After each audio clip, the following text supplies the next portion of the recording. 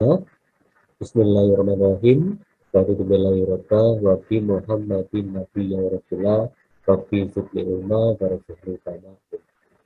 Untuk pagi ini 11.3 materi kita adalah review tentang faktor-faktor yang mempengaruhi pergeseran keseimbangan. Yang pertama adalah konsentrasi. Dalam konsentrasi ini menggunakan azas Le Chatelet, ya, di mana beliau memberikan arahan seperti ini. Jika diberi, dia akan memberi. Atau dengan bahasa lain, jika ditambah, dia akan bergeser dari tempatnya. Kemudian yang kedua, jika diambil, dia akan mengambil. Atau kalau dia dikurangi, dia akan mengurangi dari arah yang lain. Nah, contohnya seperti gambar ini, yang kiri itu reakan AB, yang kanan adalah produk. Seumpama yang kiri, ya, yang kiri reakan ini saya tambah A atau B atau AB saya tambah, maka dia akan memberi ke arah C. Ya. Kalau dia diberi, maka dia akan memberi ke arah C, sehingga reaksinya ke arah kanan atau ke arah produk. Seperti itu jadinya. Kemudian kesimpulannya itu dia, jika diberi dia akan memberi. Jadi kalau kanan yang ditambah, dia bergeser ke kiri. Kalau kiri yang ditambah, dia bergeser ke kanan. Itu ya. Sebaliknya, ini gambar kedua, jika saya ambil atau dikurangi, jika yang kiri saya kurangi, saya ambil, dia akan mengambil. Jadi kalau yang reaktan kiri saya kurangi, saya ambil, maka yang kanan akan bergeser ke kiri. Atau sebaliknya boleh, kalau yang kanan saya kurangi, maka nanti yang kiri akan bergeser ke kanan. Sebenarnya begitu. Kalau dia diambil, dia akan mengambil. Kalau dia diberi, dia akan memberi. Ini prinsip yang pertama. Kemudian prinsip yang kedua, perubahan suhu. Bila suhu dinaikkan, reaksi bergeser ke arah endoterm karena positif. Endoterm itu berarti memerlukan kalor. Yang kedua, bila suhu diturunkan, reaksi bergeser ke arah eksoterm. Eksoterm itu berarti melepaskan kalor. Jadi kalau ada reaksi seperti ini, silahkan lihat delta H sebelah kanan. Jadi kalau tanda negatif, eksoterm, itu artinya reaksi ke kanannya adalah reaksi eksoterm. Maka suhunya harus diturunkan. Gitu ya, reaksi ke kanan, suhu harus diturunkan. Kalau reaksi ke kiri, berarti endoterm, berarti suhu harus dinaikkan. Contoh kedua, delta H sebelah kanan adalah positif. Berarti reaksi ke arah kanan itu adalah reaksi endoterm. Berarti suhu harus dinaikkan. Kebalikannya, kalau ditanya ke kiri, berarti dia reaksi eksoterm. Berarti suhu harus diturunkan. Contoh ketiga, sama. Prinsip yang ketiga, ini singkat saja karena mudah ya. Prinsip yang ketiga, yaitu adalah perubahan tekanan dan volume. Ini selalu gandeng, tetapi berkebalikan. Tekanan, pressure, dan volume itu selalu berkebalikan. Ini prinsipnya. Bila tekanan diperkecil, artinya volume diperbesar. Nah, nanti pergeseran reaksinya itu akan ke arah koefisien yang besar. Nanti kita lihat maksudnya bagaimana. Ya. Kemudian yang kedua, kebalikannya, bila tekanan diperbesar, itu artinya volumenya diperkecil. Lihat angka warna merah-merah ini ya. Kalau volume besar, koefisien besar. Kalau volume kecil, koefisien kecil. Ya. Silakan dilihat di sini reaksinya. Ya. Sebelah kiri reakan itu total koefisien adalah 4. Yang kanan itu totalnya 2. Berarti kalau pertanyaan yang atas Bagaimana bila tekanan diperkecil, volume diperbesar, maka akan lari ke arah besar. Berarti nanti akan lari ke arah kiri atau reaktan. Itu kalau pertanyaan yang atas, yang pertama. Jika pertanyaan kedua, bagaimana tekanan diperbesar dan volume diperkecil, maka reaksi akan bergerak ke arah koefisien kecil. Berarti melihat angka ini, kecil kan sebelah kanan. Berarti reaksinya akan bergeser ke arah kanan. Jadi syaratnya hanya melihat koefisien mana yang besar mana yang kecil, kemudian lihatlah wujudnya. Ini dalam wujud gas. Tentu saja ini ada pengecualiannya seperti ini. Bila, kecuali ya berarti bila ya, koefisien kiri dan koefisien kanan sama, maka perubahan tekanan dan volume itu tidak menggeser kesetimbangan. Ya, tidak menggeser kesetimbangan. Contohnya seperti ini. Perhatikan. Ya, nanti dari ketiga teori tadi bisa diterapkan di sini. Perhatikan, dalam pembakaran etuna dengan oksigen itu sebelah kiri koefisien 7, sebelah kanan koefisien 6. Di sini delta H-nya adalah negatif. Berarti reaksi ke kanan adalah eksoterm. Eksoterm loh ya. Maka bila dihubungkan dengan pertanyaannya, apa yang harus dilakukan agar gas karbon dioksida, kan kanan ini, terbentuk sebanyak mungkin. Kalau minta terbentuk sebanyak mungkin artinya mintanya reaksinya ke kanan. Nah, supaya reaksi ke kanan bagaimana? Satu, tapi kan faktor konsentrasi. Berarti konsentrasi etona C22 harus ditambah atau konsentrasi oksigen ditambah. Ya, maka bergeser ke kanan. Yang berikutnya adalah konsentrasi CO2 diambil atau dikurangi, atau konsentrasi HBO juga diambil, maka reaksi akan bergeser ke kanan. Itu jawaban pertama. Jawaban kedua adalah tadi suhu. Nanti kalau tekanan negatif, eksoterm, berarti ya suhunya harus diturunkan. Itu jawaban yang kedua. Jawaban yang ketiga, bila dihubungkan dengan tekanan dan volume, tadi kan sudah dihitung, sebelah kiri koefisien 7, sebelah kanan 6. Maka bila reaksi ke kanan berarti ke arah koefisien kecil. Oh, kalau koefisien kecil berarti volumenya harus diperkecil, otomatis tekanannya menjadi diperbesar. Itu perlakuannya. Jadi jawabannya sudah selesai seperti itu. Pertanyaan kedua, diperhatikan apa wujudnya yang dipakai adalah dalam wujud gas. Jadi solid ini tidak dipakai. Solid tidak dipakai. Sehingga kalau kita hitung, sebelah kiri koefisien 3, sebelah kanan koefisien 3. Ya, kita masuk ke pertanyaan. Kebetulan di sini ada reaksi adalah endoterm. Tapi ada ya endoterm ya. Ke arah manakah reaksi akan bergeser apabila tindakan berikut dilakukan? Nih, jadi konsentrasi nih. Gas karbon monoksida ditambah. Kan ini reaktan kan? Kalau reaktannya ditambah, dia akan bereaksi dengan besi tidak oksida menjadi sebelah kanan ini produk besi dan gas karbon dioksida, otomatis reaksinya akan ke kanan. Pertanyaan B, gas karbon dioksida ditambah. Perhatikan, gas karbon dioksida letaknya di kanan. Kalau dia kanan ditambah, maka akan lari ke kiri. Nih. Kemudian suhu dinaikkan. Ya. Kalau tadi suhu dinaikkan, berarti ini kan endoterm. Berarti suhu akan kalau dinaikkan endoterm berarti reaksinya menjadi ke kanan. Ya. Endoterm kanan, dinaikkan kanan. Nah, pertanyaan keempat, bila tekanan diperbesar bagaimana? Nah, karena jumlah koefisien kiri dan kanan sama, 3 sama 3, maka tetap atau artinya tidak mempengaruhi pergeseran kesetimbangan.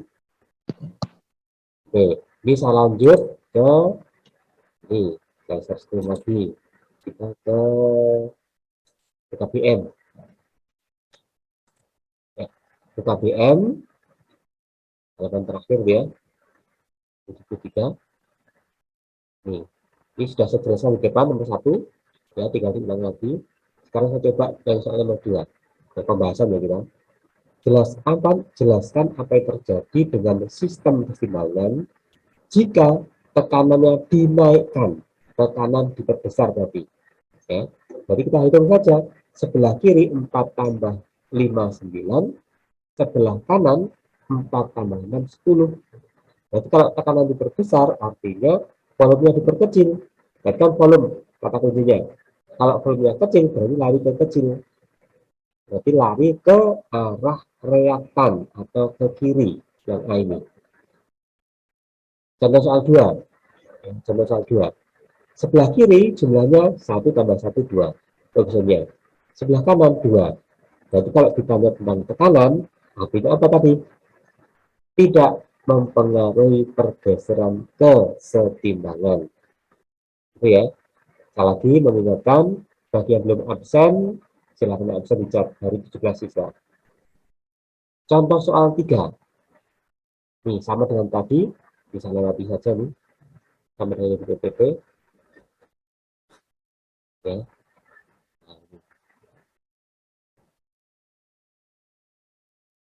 Dalam industri asam sulfat melalui proses kontak untuk memaksimalkan hasil produksi atau produk dilangsungkan pada suhu optimum itu suhu yang paling ideal 400 sampai 400 derajat Celcius.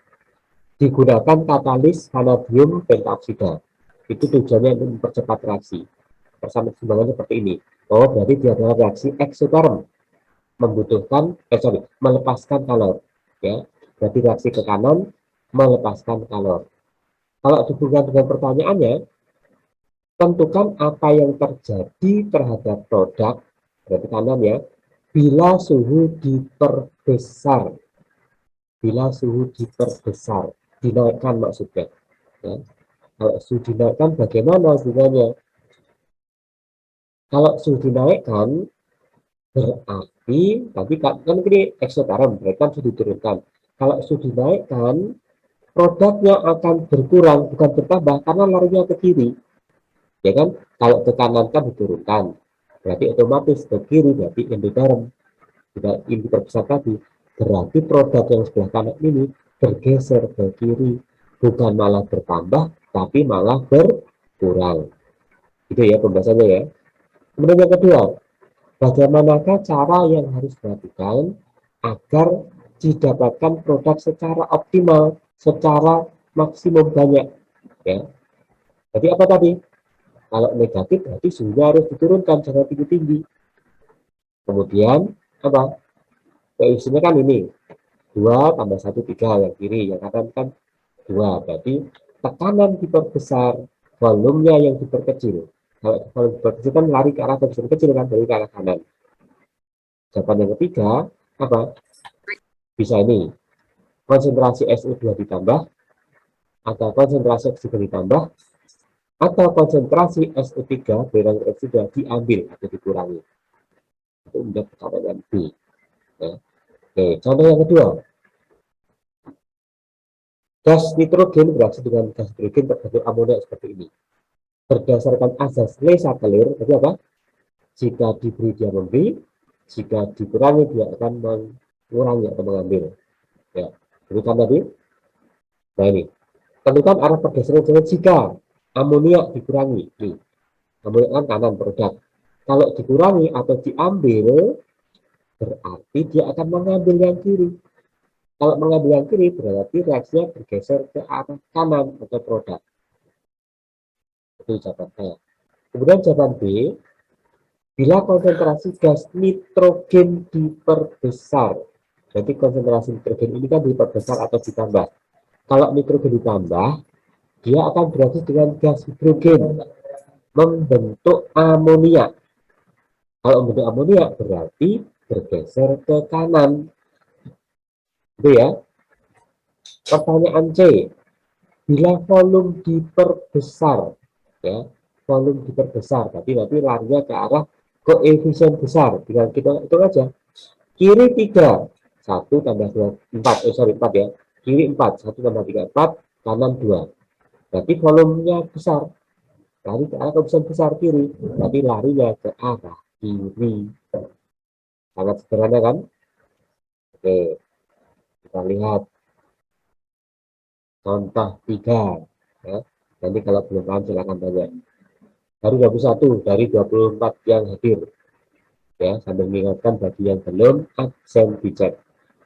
Nomor 3, ini mirip dengan tadi, cuma pertanyaannya berubah sedikit. Industri asam sulfat menggunakan bahan baku gas belerang trioksida. Bahan baku belerang trioksida. Oh, bahan bakunya harusnya belerang trioksida.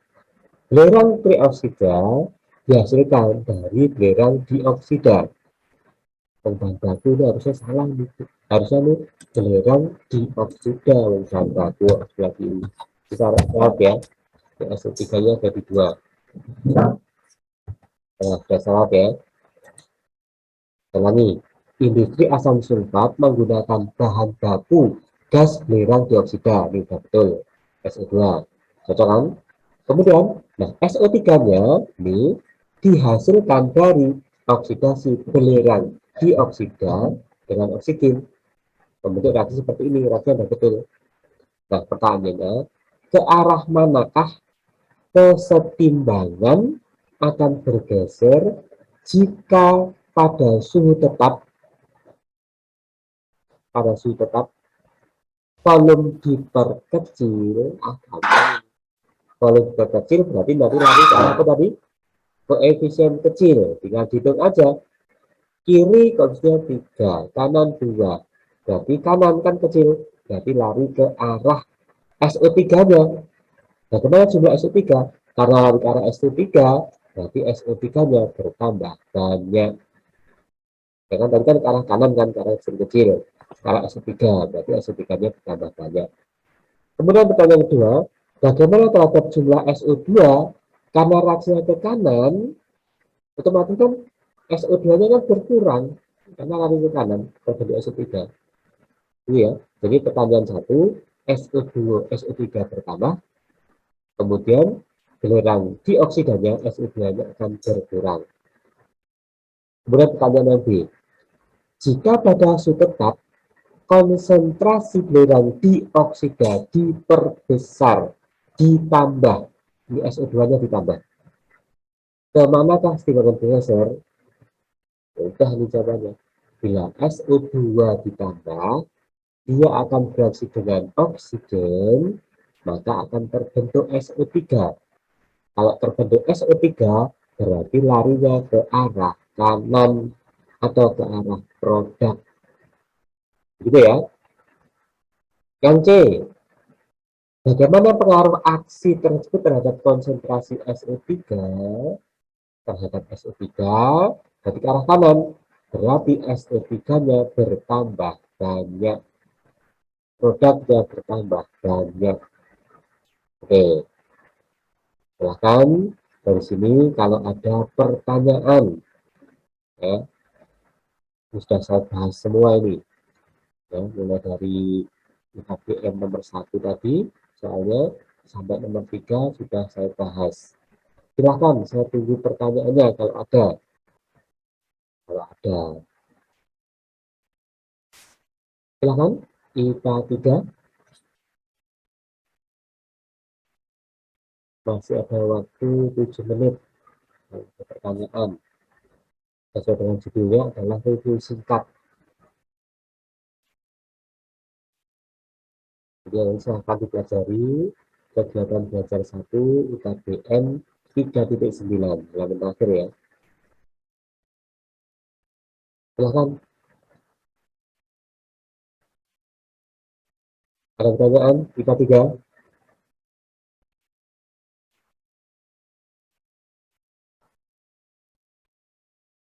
Tidak ada. Artinya karena review berarti tidak bisa. Oke, tinggal nanti saya buatkan soal latihan PAS-nya. Ya, soal latihan PAS-nya. Karena hanya review saja. Demikian review pagi ini, review singkat ya. Semoga bisa menambah atau mengingat kembali Yang kemarin lupa bisa bertambah, yang kemarin bisa sekali tambah bisa. Demikian dari saya, kurang lebih mohon maaf. Ihdinas siratal mustaqim. Assalamualaikum warahmatullahi wabarakatuh. Waalaikumsalam warahmatullahi wabarakatuh. Waalaikumsalam warahmatullahi wabarakatuh.